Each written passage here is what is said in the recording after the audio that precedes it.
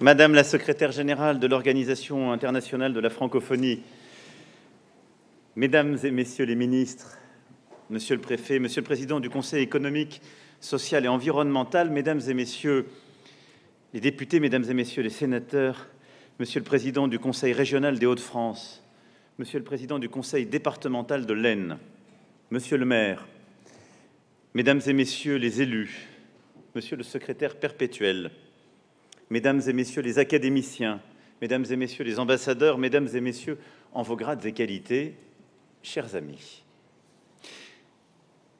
je dois dire que j'ai longtemps attendu ce moment et que je suis très heureux d'être parmi vous. J'aurais voulu convoquer tous les auteurs qui ont changé ma vie et dont le simple nom évoque pour moi tant de souvenirs. Beaucoup de nos plus grands auteurs qu'on retrouve au détour d'une Pléiade ou ceux qui forgent notre panthéon plus intime. Il y a nombre d'odeurs, de couleurs, de goûts, d'expériences que j'ai sans doute vécues dans la littérature française avant même de les connaître, que notre langue m'a fait percevoir avant même de les vivre. Mais si je suis là devant vous, c'est peut-être pour tâcher de répondre à 3 questions simples. La première, pourquoi dans ce lieu et ce château aujourd'hui faire une cité internationale de la langue française? La deuxième, c'est en quelques mots essayer de dire ce que sera cette cité. Et puis, le troisième, plus difficile encore, est d'essayer de dire ce que la langue française a d'essentiel pour nous tous et toutes aujourd'hui. Nous retrouver ici, dans ce beau département de l'Aisne, dans ce Valois aux confins de l'Aisne et de l'Oise, pour un enfant de la Picardie comme moi, est une expérience que je n'aurais pas imaginée. Elle a pour racine un moment, il y a presque 7 ans. C'était en mars 2017, au cours d'une campagne présidentielle.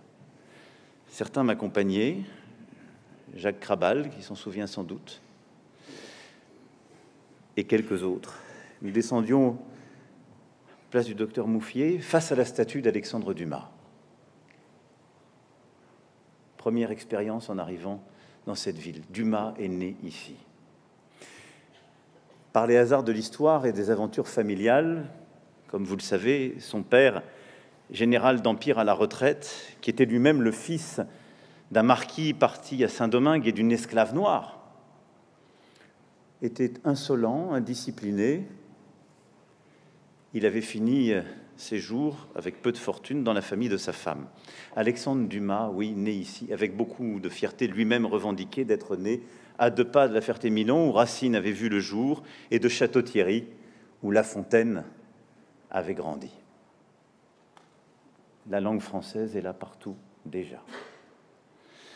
Dans ce pays, dans ce lieu, derrière cette statue, dans ce pays de Valois que j'évoquais, qui est au fond au cœur d'une carte du tendre de la vie politique et littéraire française. Nos rois, j'y reviendrai, y ont vécu, chassé, parfois décidé, et ces paysages ont été au cœur à la fois des auteurs que je viens de citer, de Racine à La Fontaine. Nerval y fut tant inspiré, Claudel, là aussi, partagea une partie de son imaginaire et de sa vie. Et donc, oui, le Valois n'est pas un lieu comme les autres, épicentre politique et littéraire. Et puis, en parcourant quelques mètres, nous sommes arrivés devant ce château. Il était, en mars 2017, totalement fermé à la ville, on s'en souvient. Claque murée, et poussant la porte, on rentrait dans cette cour qui était totalement délabrée, on ne pouvait pas rentrer. Il menaçait de s'effondrer. Patrimoine en péril, et je prenais alors, le soir même à Reims, l'engagement de pouvoir raviver ce lieu, de lui redonner sa force, sa beauté, d'y retrouver l'histoire. Ce lieu, ce château fait partie des quelques-uns qui ont été en effet, si je puis m'exprimer ainsi, réinventés par François Ier. En effet, François Ier, sortant de sa captivité, revient en France et décide, avec plusieurs grands architectes de l'époque, au début des années 1530, de créer ou de réinventer plusieurs de nos lieux, donnant d'ailleurs à l'architecture renaissante française ses heures de gloire. Villers-Cotterêts, Fontainebleau, quasiment cousin de ce château, Saint-Germain-en-Laye, le Louvre dans sa nouvelle figure, et donc ici même, dans ce qu'il appelait lui-même Mon Plaisir, les travaux sont lancés au début des années 1530 et ce lieu deviendra un lieu de chasse régulière, de séjour régulier et de gouvernement. Et donc, en effet, dans ce lieu où, imaginez, une seule seconde, Rabelais, Clément Marot sont venus passer des séjours, François Ier vient chasser et gouverne. Henri II l'adore. Molière, dit-on, y donne, certains y ont fait référence. Molière y donne Tartuffe pour Louis XIV. Puis, au moment de l'an 2, cela devient une caserne pour soldats, et le consul Bonaparte décide d'en faire un asile pour les mendiants. Puis, à travers les âges, ce lieu devient hospice, commandantour durant la Deuxième Guerre mondiale, puis redevient un lieu de solidarité pour les sans-abri âgés durant plusieurs décennies, avant de tomber progressivement à l'abandon. Et l'abandon fut complet en 2014, même si une partie du bâtiment fut abandonnée bien des années plus tôt. Ce lieu, vous l'avez compris, à travers l'histoire, ne méritait qu'une chose, c'était d'être ranimé. Il est au cœur de ce pays de Valois que j'évoquais, de cette forêt de Retz, qui était elle aussi un bijou du patrimoine naturel. Il nous fallait donc restaurer ce trésor de notre patrimoine et, en quelque sorte, en le restaurant, lui redonnant sa vocation. Or, celle-ci, sa voix, au sens propre du terme, est notre langue. Toujours, comme dans ce pays, au croisement de l'aventure littéraire et politique. Car, si en effet François Ier a pris cette décision architecturale, il a ici aussi pris un acte éminemment important, cette ordonnance d'août 1539.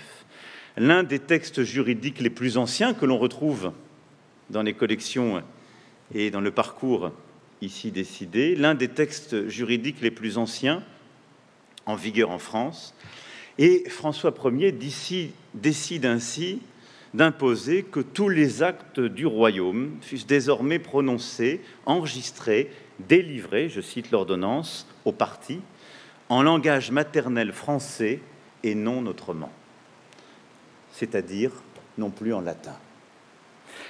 Savoir si cette expression de langage maternel français désignait le français uniquement ou englobait d'autres langues maternelles de la France d'alors est un débat de spécialistes dans lequel je ne me hasarderai pas.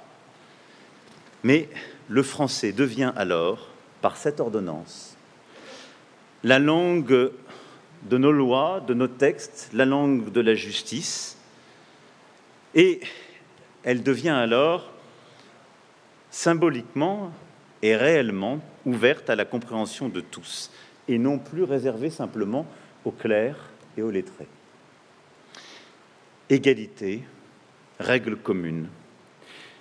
10 ans plus tard, 10 ans à peine, Joachim du Bellay, dans sa défense et illustration de la langue française, allait mener le combat, mais allait mener le combat, si je puis dire, au contact, au réel, en expliquant que cette langue n'était pas la langue des barbares et qu'elle avait quelques mérites, y compris par rapport au grec et au latin, conduisant à nouveau une de ces aventures entre les anciens et les modernes. C'est ça l'aventure de la langue française. Et elle fut toujours animée par ces tensions. Et durant 5 siècles, le français s'est imposé progressivement. Langue du royaume, langue forgeant la nation, puis langue de la République, jusqu'à sa consécration en 1992 dans notre Constitution, puis la loi, cher Jacques Toubon, qui allait en défendre l'importance dans nos textes et usages. Aussi, faire revivre ce lieu devait nous conduire, comme par une évidence, à en faire un lieu dédié aux Français, à notre langue et à l'aventure de celle-ci. En fidélité à l'ordonnance de 1539 et à ce Valois si essentiel dans notre littérature, et en nous embarquant jusqu'aujourd'hui à travers l'histoire et les continents pour le faire vivre. Alors, maintenant, que sera ce lieu, cette cité internationale de la langue française que vous allez pouvoir découvrir dans quelques instants? À partir de 2017 a commencé un chantier inédit. 23 000 mètres carrés, 265 000 ardoises, des milliers de pierres de taille, aux mains de plusieurs dizaines d'entreprises, 600 compagnons, coiffés d'une verrière unique en son genre. Ce projet a été voulu comme exemplaire. Exemplaire par son efficacité et sa durabilité, comme on dit. Preuve aussi que les délais courts ne détournent pas du temps long. Les clauses d'insertion sociale ont permis de recruter 150 salariés locaux et de réaliser plus de 90 000 heures d'insertion. Exemplaire aussi dans sa volonté d'être au service des Cotrésiens. Que cela reste leur diamant dans la forêt, pour reprendre les mots de l'une d'entre vous, celui qui a toujours veillé sur les promenades, les pique-niques et les premières romances qu'abritait son parc. Jusqu'ici, il y veillait derrière des grands murs, comme je le disais, ils vous sont désormais ouverts. C'est un lieu aussi unique, car jamais une institution n'avait été consacrée à l'histoire de notre langue. Aucun projet culturel porté par un président de cette ampleur n'avait encore été implanté en dehors de Paris. Et jamais de tels investissements n'avaient bénéficié en matière de culture au département de l'Aisne. C'est bien une cité et non pas un musée. Car le parcours permanent s'enrichit de lieux de vie, de rencontres, de loisirs et de savoirs où se tiendront des formations, des ateliers, des résidences d'articles, des chercheurs, un auditorium, un laboratoire de technologie linguistique. Chacun doit s'y sentir chez lui.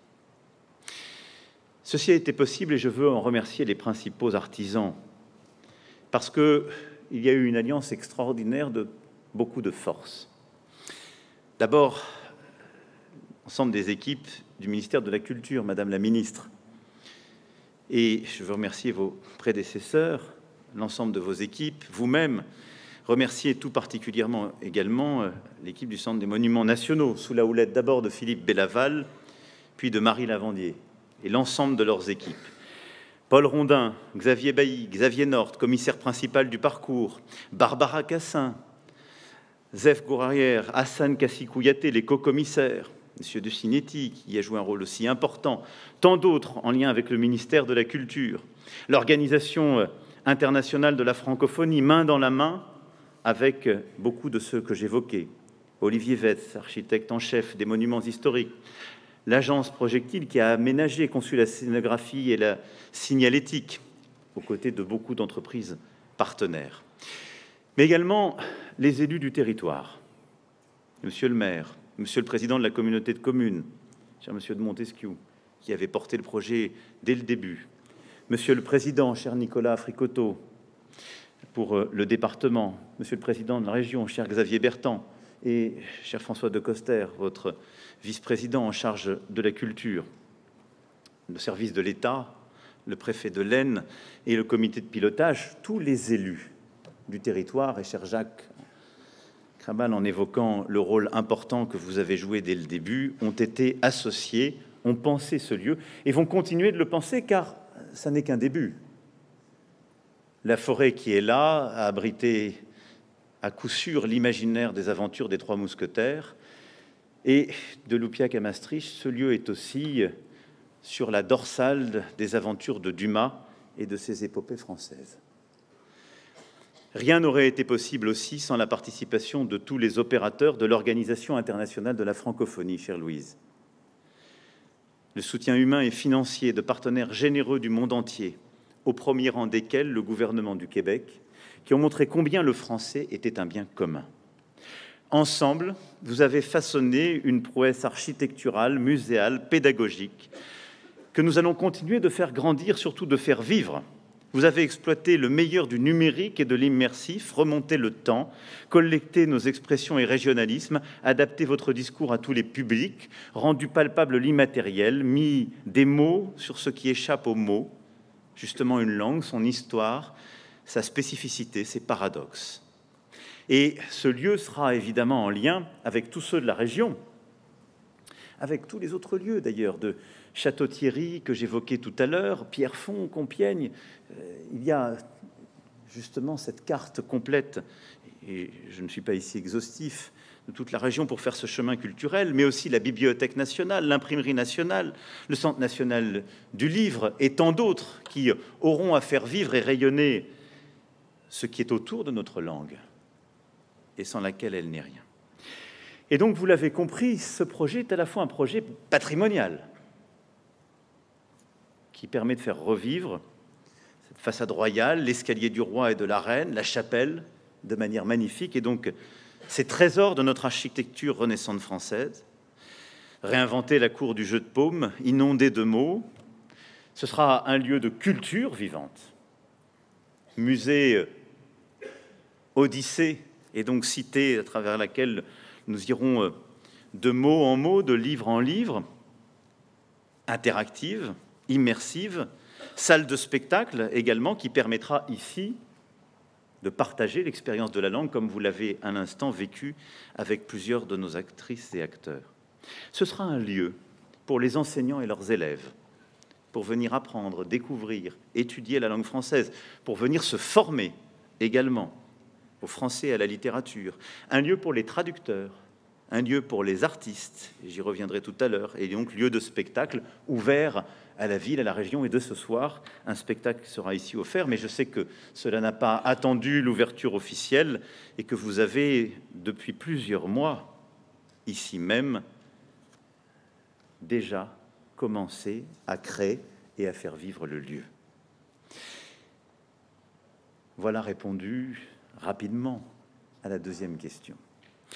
Maintenant, pourquoi, dans un moment aussi difficile, grave, lourd pour la nation et pour le monde, pourquoi venir parler de la langue française et pourquoi est-ce si important? J'entendais les voix qui s'élevaient pour dire c'est bien le moment. D'autres pour dire c'est pas le bon projet, il fallait pas faire ceci, il fallait pas faire cela. Projet de Tartuffe, justement, disaient les uns. La langue ne se met pas dans un musée, ça tombe bien, c'est une cité, elle est ouverte. Et la langue est toujours un objet de controverse. Et qu'il y ait des débats passionnés sur la langue française est un signe de bonne santé. Peu de pays ont des débats aussi passionnés sur leur langue. Merci de le permettre. Les uns disent il y a des bouderies à l'Académie. La crème de la crème est là. Non. C'est important, pourquoi? Je le dirais au fond de manière simple pour deux raisons. Parce que la langue française bâtit l'unité de la nation, et parce que la langue française est une langue de liberté et d'universalisme. Et ces deux raisons, dans le moment que nous vivons, suffisent à justifier l'importance de ce projet et du moment que nous partageons. Notre unité d'abord. À un moment où les divisions reviennent, les haines ressurgissent, où on voudrait renvoyer les communautés dos à dos, les religions, les origines, la langue française est un ciment. C'est un ciment.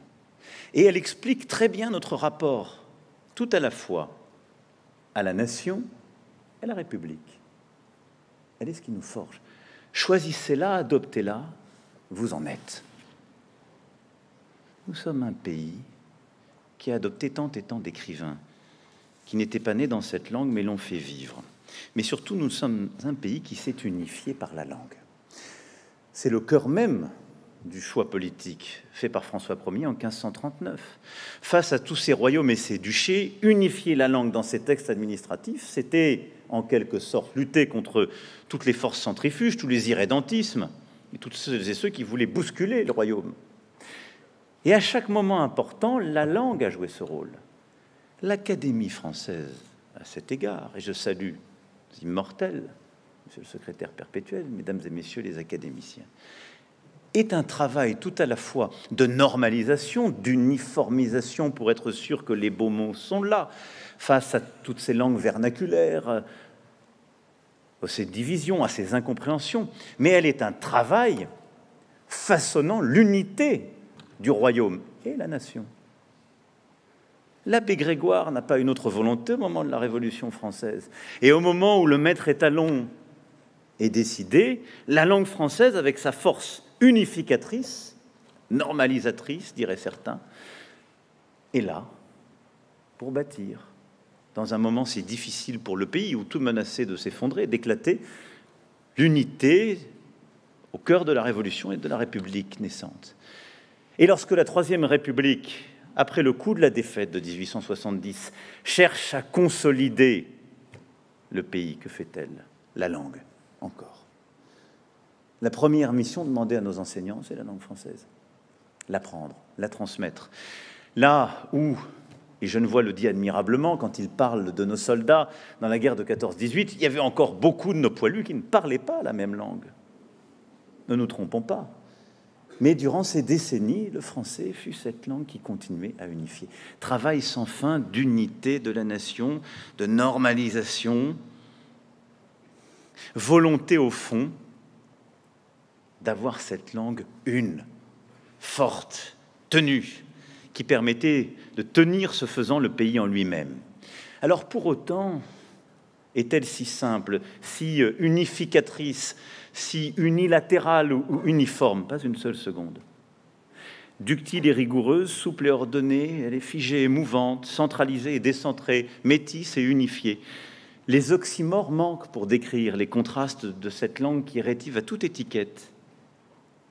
On a souvent tenté de définir le génie de la langue française par la clarté, la précision. Un des fondements de ce travail de l'Académie, c'est la langue de Racine. Mais Rabelais, Mallarmé et tant d'autres. On l'a cherché dans la concision, mais Proust, Huysmans et tant d'autres. Dans la raison, mais Ionesco, Queneau, les Oulipo et tant d'autres. Peut-être faut-il renoncer à cerner ce génie singulier et accepter qu'il s'agisse de génies pluriels, aussi nombreux qu'il y eut de talents pour se l'approprier et la faire leur. Accepter que la langue de Corneille soit aussi celle de Césaire, celle de Beauvoir, de Baudelaire, des surréalistes et du slam. Celle de tous les écoliers, en tout cas grands ou petits, qui ont un jour inscrit « cahier de français avec application » en tête d'une page vierge, comme de tous ceux qui ont cueilli au détour de l'existence un français buissonnier, tous ceux qui l'ont reçu et tous ceux qui l'ont choisi. La langue française nous rassemble dans notre unité et notre diversité, à travers les voyelles ouvertes des Parisiens, les inflexions chantantes des Outre-mer, les A du Nord qui s'arrondissent en O, les R rocailleux de l'Est, les E muets du Sud qui se font sonores et solaires. La langue se colore aussi de nos climats, des régions, des humeurs, des traditions. Ni tout à fait la même, ni tout à fait une autre, mais une et indivisible. Comme la République, comme notre peuple, comme son socle de valeurs. Une car unique, car unie, mais non pas excluante. Elle a vécu avec tant de langues vernaculaires, de patois, d'argot. Surtout, elle doit cohabiter harmonieusement avec nos 72 langues régionales, dont le breton, le basque, le béarnais, le gascon, le provençal, tous les occitans, le catalan, le corse, les parlers romans ou créoles, les langues kanak, polynésiennes. Un Français peut parfaitement se réclamer de plusieurs appartenances linguistiques. Chacun a le droit de connaître, parler, transmettre sa ou ses langues, et c'est un droit non négociable. Toutes les langues sont égales du point de vue de la dignité. C'est pourquoi je veux que nos langues régionales soient encore mieux enseignées et préservées, qu'elles trouvent leur place dans l'espace public, en un juste équilibre entre leur rôle d'ancrage de langue régionale et le rôle essentiel de cohésion de la langue nationale. Chez tout être humain, écrit Amin Maalouf, existe ce besoin d'une langue identitaire. Chacun de nous a besoin de ce lien puissant et rassurant. Mais il faut entendre dans ce mot d'identité, surtout chez vous, non pas une identité contre une identité meurtrière, mais une identité avec, qui ajoute, qui grandit, qui multiplie. Et là est précisément la force du français. Nous avons besoin de toutes ces langues et d'une langue qui soit la même, de Lille à Nouméa, de Marseille à Pointe-à-Pitre, pour nous sentir appartenir à la même entité nationale en nos différences. Nous avons besoin du français pour former la France. Elle est sa langue, le riche legs indivis, déposé dans son oreille ses livres, ses lois, par des générations. Il y aura toujours de multiples langues dans la République et une langue de la République.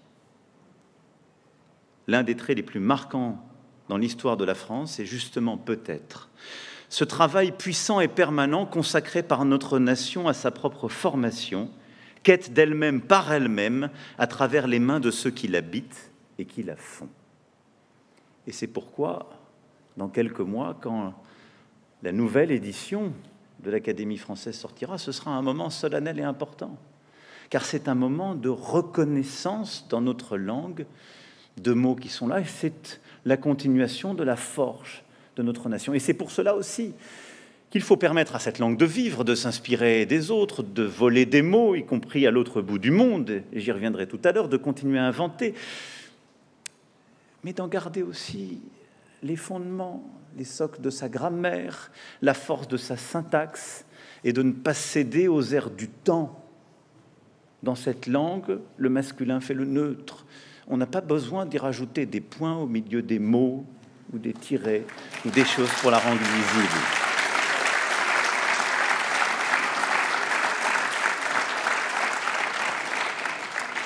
La France est une œuvre née de volonté, volonté plurielle, contrastée, contraire parfois, bouillonnant dans le grand creuset tricolore. On y lit tous ces tiraillements,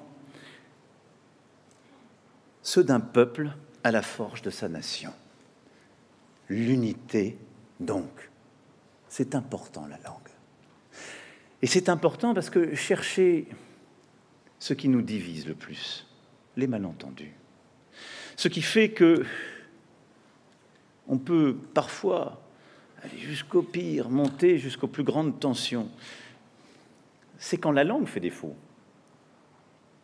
Lorsque les malentendus naissent et que les quiproquos deviennent des sujets de conflit, mais plus encore, lorsqu'on considère que la langue n'est plus l'expression des désaccords et que la violence peut se substituer.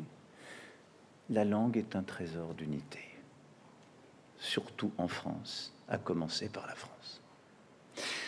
La deuxième raison, je l'évoquais, c'est que le français est la langue de l'universalité, de la liberté. Et dans le moment que nous vivons, c'est sans doute plus qu'utile de le rappeler. L'accent immortel de la langue française, sa vibration la plus intime, c'est sans doute la révolte de la pensée face à l'arbitraire, l'effort d'une sensibilité vers l'idéal. C'est d'avoir été la langue du doute cartésien, de la Déclaration des droits de l'homme et du citoyen, de J'accuse, d'avoir forgé le traité sur la tolérance et le dernier jour d'un condamné. Et il lui restera toujours quelque chose dans son architecture, comme une facilité à offrir ses résonances à la veuve, l'orphelin et l'opprimé, une invitation à prêter ses échos au chant universel de la liberté. En disant cela, il ne faut pas avoir une seule seconde d'angélisme. La propagation du français dans nos régions, comme à travers le monde, dans nos colonies, s'est faite aussi par la contrainte. Son sacre s'est aussi fait contre ses valeurs. Mais la grande force de ceux auxquels on a imposé cette langue, ce fut d'adopter ces valeurs et de les y réinsuffler. Ce fut souvent de prendre à leur compte la langue des dominateurs et la dominer à leur tour en la possédant et la retourner en outil d'émancipation. C'est la métaphore de Toussaint Louverture. C'est lui le plus beau rapport à la langue et à la République. Enfant de la colonisation et de l'esclavage, émancipé par la République, qui se retourne contre l'Empire quand il veut revenir sur la colonisation, lui, qui reste fidèle à la vraie promesse de la France et de la République. Il est la métaphore de ce chemin de la langue, de la colonisation à la décolonisation.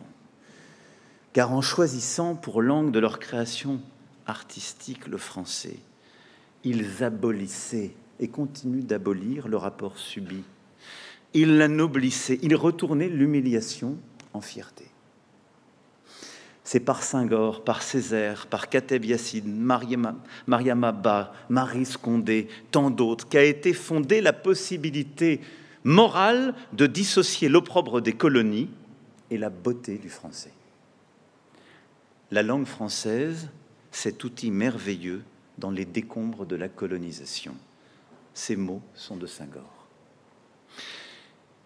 Et d'ailleurs, tous les grands discours de décolonisation n'ont-ils pas été pensés, écrits et dits en français? Et la francophonie ne fut-elle pas cette organisation inédite, défendant une langue, la paix, la liberté, la démocratie et ses valeurs, voulues par des présidents qui n'étaient pas français? Bourguiba, Senghor, Dioris, Yanouk. Aventure d'émancipation par le français. La plus vaste capitale francophone du monde aujourd'hui, celle où le français compte le plus grand nombre de locuteurs, n'est pas Paris, mais Kinshasa. Oui, le français nous élargit aux dimensions de l'histoire et aux dimensions du monde. Il n'appartient pas au seul français. Notre langue compte plus de locuteurs en dehors qu'en dedans de nos frontières. Plus de 320 millions de femmes et d'hommes l'ont en partage. Dans des dizaines et des dizaines de pays, sur 5 continents, du Vanuatu à l'Acadie, des bords de la Loire au fleuve Congo jusqu'au Mississippi. Tant d'autres prononcent, sans le savoir, des mots enchâssés dans leur langue natale, des éclats de cette langue française qui a donné 5000 mots au turc, 30 000 mots à l'anglais. Quel plus bel hommage à cette force toujours ardente de la langue française que l'élection, il y a quelques semaines, du premier secrétaire perpétuel de l'Académie française qui ne soit pas né en France. La langue française est cette langue qu'on peut apprendre à 4 ans, comme Hélène Carrère d'Ancos ou Amin Maalouf, ou même à 20 ans passés, comme François Cheng, et cependant trouver en elle l'hospitalité, toutes portes ouvertes, jusque dans ses plus hauts cénacles. Langue qui résonnait dans toutes les cours d'Europe, comme l'ambassadrice d'une diplomatie, des mœurs et de l'esprit, et dont Pouchkine et Tolstoï émaillent chaque page. Langue élue entre toutes par l'Irlandais Beckett ou le Japonais Akira Mizubayashi, pour leur œuvre, pour écrire, pour créer. Langue refuge, choisie par Julia Kristeva ou Milan Kundera, pour échapper à l'étau de fer qui broyait leur pays. Langue havre, langue vivier qui servira toujours de passeport et de signe de ralliement à ceux qui se réclament d'une certaine communauté de valeurs et d'art de vivre. Il semble y avoir un pouvoir d'affranchissement propre à cette langue. Oui. L'universalité, notre plus belle aspiration, souvent notre plus beau titre, disait Paul Valéry. Et il ajoutait, observez ce paradoxe. Avoir pour spécialité le sens de l'universel. Oui, la langue française est la langue de l'universalité des alliances, qui ont fondé notre intelligence, celle du cœur et de la raison, de la mesure et de la grandeur. Oui, la langue française est depuis toujours la langue des minorités, partout à travers le monde. La langue de ces minorités dans l'Orient, c'est toujours la langue française, parce qu'elle est celle de la liberté, celle qui refuse le dos à dos, la séparation des identités. C'est pourquoi parler français à Téhéran, Damas, au Caire, à Beyrouth ou à Alexandrie, c'était parler en femme et en homme libre. Et c'est toujours le cas. C'est refuser l'incompréhension. Et c'est cela, ce que le français a toujours à dire au monde aujourd'hui. Là où on voudrait continuer de refermer, de replier, derrière les religions ou entre l'opposition entre un Occident et un Sud qu'on dit maintenant mondial, de refuser la coexistence pacifique. La langue française est la plus belle détermination que ces divisions ne valent rien. Elle en est la preuve, elle est une volonté.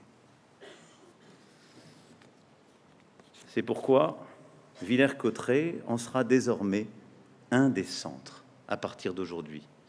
Et plus particulièrement, Madame la secrétaire générale, à l'automne 2024, comme le cœur battant du sommet international de la francophonie. La francophonie que nous défendons, la voilà. Elle est celle qui ouvre des portes aux étudiants du nouveau campus franco-sénégalais depuis 2018, celle qui a développé, à travers le réseau des alliances françaises, des lieux d'échange, de création, de rencontres, riches de 829 implantations qui en font le plus grand réseau culturel international du monde, celle qui finance par 350 millions d'euros chaque année les systèmes éducatifs des pays francophones sur d'autres continents, celle qui a ouvert, depuis mars 2018, 72 nouveaux établissements français à l'étranger, changeant le quotidien de 40 000 élèves supplémentaires, dont les 2/3 sont étrangers. Celle qui ne cesse d'irriguer le français, d'alimenter les échanges de tous les horizons, de l'Asie aux Caraïbes. Celle qui invente, ironise, façonne, s'amuse, avec une fécondité à nous faire pâlir, nous autres métropolitains. Tout le monde ne connaîtra pas ici le mot ziboulateur, même si les élèves ici présents tout à l'heure nous l'ont chanté, ou tataouiné, ou camembéré, mots qui sont inscrits en bonne place sur la verrière de la cour du jeu de paume derrière moi, et dont la signification pourrait vous surprendre, mais je ne veux ici rien vous divulgacher, pour employer une autre belle invention québécoise. Notre dictionnaire des francophones, lancé depuis 2 ans, a déjà 600 000 entrées et peut tutoyer le million. Les rencontres alternées des premiers ministres québécois et français ne cessent de porter leurs fruits. Les médias, plateformes en ligne, la bibliothèque numérique francophone émergent, touchant un public immense. Et je pourrais énumérer longtemps tous les salons, labels, états généraux du livre francophone, universités d'été et d'hiver, expositions qui fleurissent à travers le monde. La francophonie, c'est cela. Un lieu de célébration, d'invention, de création qui rassemble les forces vives autour du dynamisme créatif, culturel, économique aussi de notre francophonie. Et cette vitalité économique et entrepreneuriale sera au cœur aussi de ce prochain sommet. Cher Président, merci pour votre engagement. Nous le savons, car c'est aussi une langue qui permet de commercer, d'échanger à travers le monde. Et cette puissance permet aussi à des générations de se laisser convaincre, de la rejoindre et de véhiculer d'un continent l'autre tel ou tel mot. Ne le voyons-nous pas ici même, dans cette cité, à travers nos paquebots et porte-conteneurs? Voilà l'importance du français comme part d'universalité et de liberté. Et voilà l'importance de notre francophonie. Alors, c'est pour cela, et je terminerai par cette dernière remarque, que seront tout particulièrement honorés dans ces lieux 5 figures essentielles pour poursuivre ce grand travail d'unité et d'universalité de la langue française. Les professeurs, les écrivains et créateurs, les comédiens, les bibliothécaires et les traducteurs.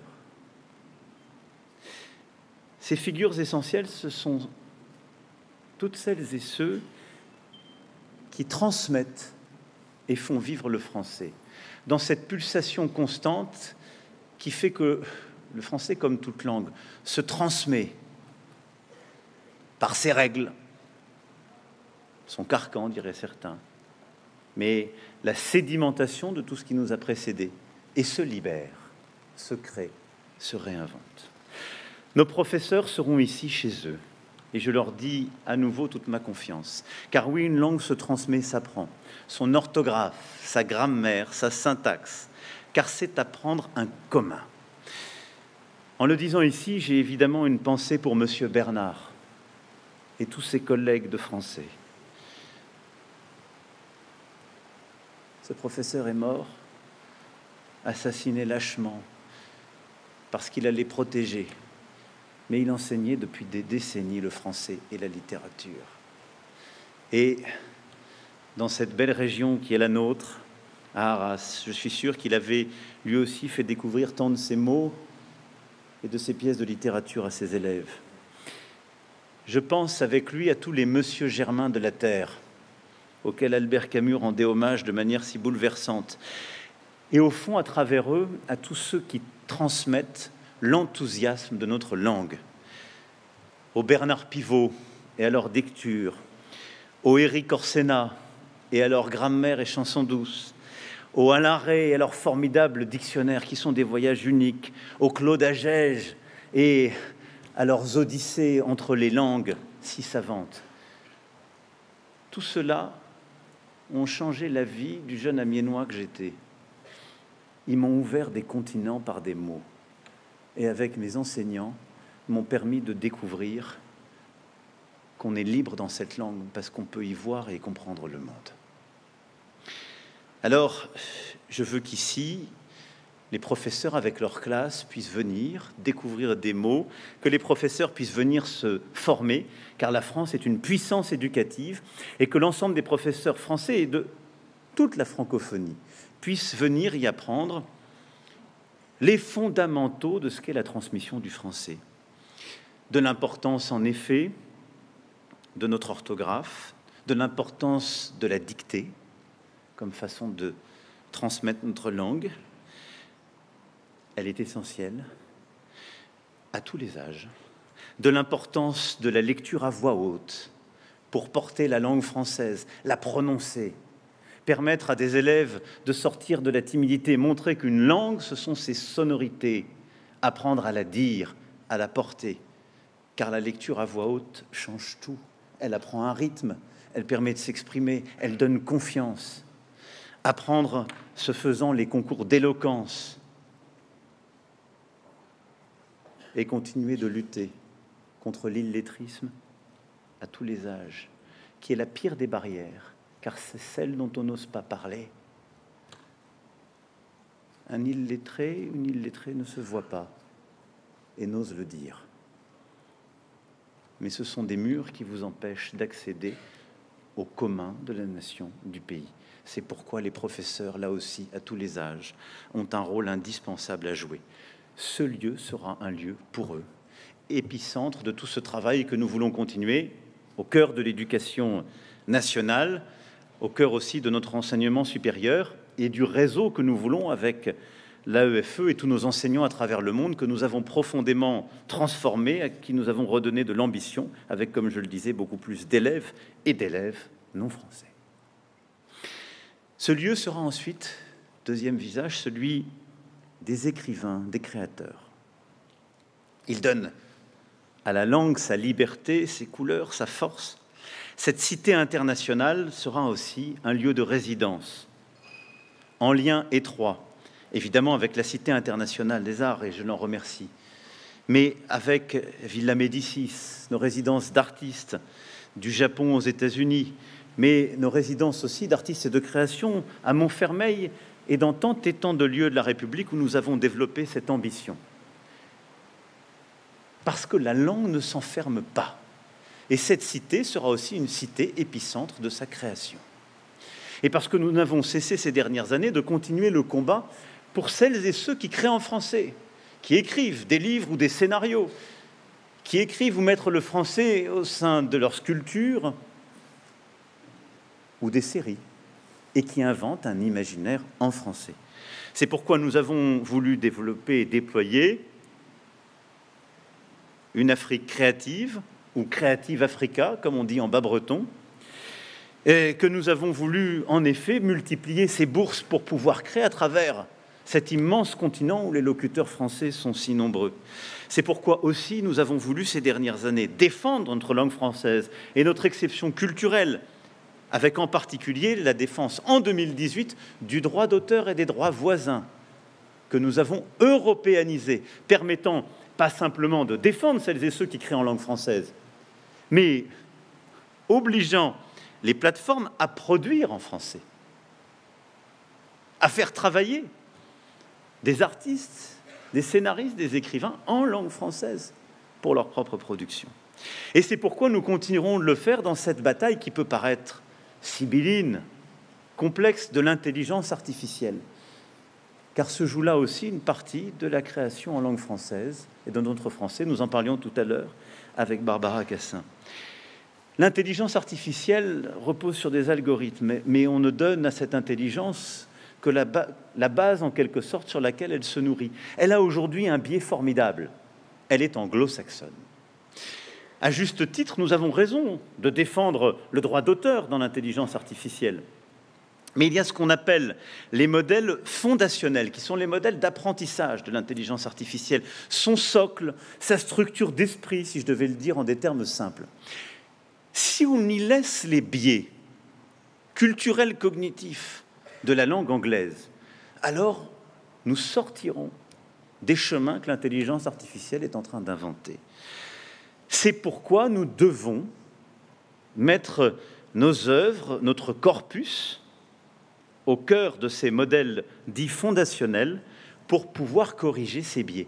Et puis, travailler aussi sur les intraduisibles qu'il y a, corriger les biais qui continueront d'exister pour que l'intelligence artificielle et les algorithmes qui en procèdent soient la plus interlinguistique, plurilinguistique possible et qu'elles permettent de voyager l'une langue l'autre. Et figurez-vous, ça tombe bien. Nous avons une chance en France. C'est qu'à côté de l'ordonnance de Villers-Cotterêts, parmi d'autres, le même François Ier a pris à Montpellier une autre ordonnance royale en 1537, celle qui a permis le dépôt légal. Et depuis, nous avons ainsi accumulé une forme de thésaurus en langue française. Eh bien, c'est cela qu'il nous faudra partager et réussir à faire vivre pour continuer de créer, y compris dans l'intelligence artificielle. Nos acteurs et nos comédiens, troisième immense figure dont nous avons besoin, seront ici chez eux. Car cette cité internationale sera, je le disais, un lieu aussi où l'on dira, où l'on jouera la langue française, où l'on jouera avec les mots. Votre parcours le montre admirablement. Éric Ruff était là tout à l'heure, et je le remercie. Les actrices et les acteurs du français, je le souhaite, je l'espère, viendront ici jouer. Il y a une salle formidable, un auditorium, et toutes celles et ceux qui disent le français, qui disent les textes, qui font œuvre justement de se perdre dans les livres, de donner le théâtre, de transformer les romans pour pouvoir les dire, de dire nos poèmes, feront vivre sur scène nos auteurs de langue française. Ce lieu sera aussi un lieu pour nos bibliothécaires et avec eux nos libraires, nos éditeurs, tous ceux qui permettent d'y avoir accès. Et je souhaite qu'on continue d'aider ces professions, d'ici de les former, d'échanger. La première salle qui m'a été donnée de voir est d'ailleurs une formidable salle de bibliothèque, car face aux mots qui parfois nous divisent, face aux incompréhensions, parfois à l'ennui qui s'installe et qui peut faire commettre le pire, les bibliothèques jouent un rôle essentiel. Éric Orsena, toujours, M. Corbin, il y a quelques années, m'avait rendu un rapport sur les bibliothèques et leur ouverture. Je souhaite qu'avec tous les maires de France, nous puissions continuer ce travail d'ouverture de nos bibliothèques au-delà des heures qui sont la plupart du temps les nôtres. Ouvrir une bibliothèque le soir, le samedi après-midi, même le dimanche, en sachant aménager les horaires, c'est permettre à des parents qui travaillent et qui parfois rentrent tard, à des enfants, d'avoir accès à des livres qu'ils n'ont pas forcément chez eux, et surtout de se protéger de l'ennui, qui est une maladie dont il ne faut pas oublier les risques et les dangers. Les bibliothécaires jouent un rôle essentiel, et ce lieu sera un lieu pour eux. Et enfin, les traducteurs, et avec eux, les interprètes. Une langue existe, s'invente et se réinvente si elle est traduite. Et je n'ai jamais vu le français, d'ailleurs, comme une langue qui devait résister ou avoir peur des autres langues. C'est une bonne chose de dire que le français doit protéger des faux anglicismes ou convoquer des mots anglais quand il n'a pas besoin. Mais Quand vous parlez à des gens qui ne parlent anglais, refuser de parler leur langue, c'est une absurdité. Donc, quand vous parlez à des investisseurs internationaux, oui, il faut mieux dire « choose France », on se fait mieux comprendre. Et combat d'anciens. Le français peut rayonner, exister, en aimant sa rigueur et sa linguistique, en étant moderne. Le même Amin Maalouf disait si joliment, d'ailleurs, qu'il fallait 3 langues. Il donnait tout de suite une place à l'anglais, comme ce nouveau latin, et il fallait une autre pour pouvoir justement voyager, trouver une autre identité, soit cette langue identitaire, soit une autre langue pour voyager dans notre Europe. Je crois très profondément que le français se pense, se pose, vit dans ce voyage avec plusieurs autres langues. Pas comme une compétition, un conflit, une résistance, comme une richesse. Nous sommes sur des continents qui ne vivent que dans le multilinguisme ou le plurilinguisme. Acceptons ce voyage, acceptons-le avec audace et avec confiance.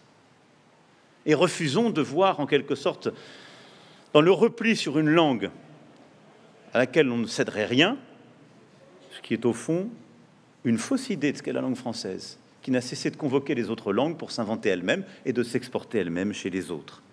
Et donc, continuons d'avancer. C'est essentiel sur le continent africain, qui vit au milieu de centaines de langues, parfois elles-mêmes les plus régionales, mais sur tous les continents où le français se déploie. Et nous en avons besoin en Européens. L'Europe est le continent dont la langue, pour paraphraser Umberto Eco, la langue n'est ni le français, ni l'anglais, ni l'allemand. Ne cherchons pas la compétition. La langue de l'Europe est la traduction, disait-il. C'est-à-dire ce point de passage de l'une à l'autre. L'apprentissage de la langue d'autrui, celle qui fait que Madame de Staël, avec Benjamin Constant, convoquait l'allemand ou l'anglais quand le français peinait à dire la complexité des sentiments ou permettait de sortir d'une habitude, d'un mot qui était teinté d'autre chose. Nous vivons aussi dans cet espace. Oui, la traduction est importante pour la langue française. C'est pourquoi je me félicite qu'en 2019, nous ayons créé ce Grand Prix national de la traduction pour célébrer et défendre nos traductrices et traducteurs. Mais je veux que nous puissions aller beaucoup plus loin. Car la traduction du français dans des langues étrangères devient, dans beaucoup d'endroits, une forme de combat politique. Permettre à notre littérature, au fond, d'être accessible à des jeunesses du continent entier, pour lesquelles les livres en langue française ou nos auteurs dans leur langue n'existent que dans des livres trop rares ou trop chers. Kamel Daoud a eu une très belle formule. Il a dit « Lire Balzac en arabe ou dans d'autres langues fait partie de la francophonie ». Faire voyager nos auteurs de langue française dans des langues étrangères, c'est aussi faire voyager la langue française. C'est pourquoi il en a accepté le travail. Je souhaite aujourd'hui confier une mission toute particulière à Kamel Daoud. Celle, avec évidemment le Centre national du livre, les ministères compétents, et également tous nos éditeurs, celle de travailler sur les traductions des auteurs de langue française dans les langues étrangères.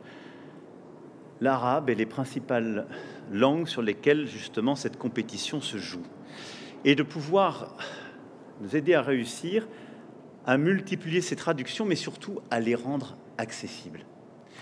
Aujourd'hui, sur une bonne partie du continent africain, pour reprendre cette géographie, vous accédez quasiment pour rien à des livres qui véhiculent l'obscurantisme, à des livres qui disent des mensonges sur telle ou telle religion, et à des livres qui préparent le pire. Il est très difficile d'avoir accès à des livres, parfois d'un autre auteur africain, s'il écrit en langue française, ou à nos classiques. C'est une réalité. Parce que nous sommes trop chers ou trop peu traduits. Ce travail est essentiel. Parce que le but du français doit être de continuer de se répandre et d'être compris, et de pouvoir faire ce pont pour que des jeunes dont ce n'est pas la langue s'émerveillent devant Balzac, Flaubert, Kundera ou d'autres, en comprennent l'intelligence, aillent vers ce chemin, et qui sait peut-être, décide pour cette même raison d'apprendre le français, demain d'écrire. Et donc, je souhaite que ce travail soit conduit. Il est pour moi ô combien important, et je sais pouvoir compter sur tous nos éditeurs, je le disais, sur le CNL, mais également sur notre audiovisuel public qui joue un rôle important, là aussi, dans ce rôle de passeur, de traduction, de compréhension des univers linguistiques. Notre audiovisuel extérieur public joue ce rôle, passant du français au Haoussa ou à tant d'autres langues sur le continent africain, ce que font très peu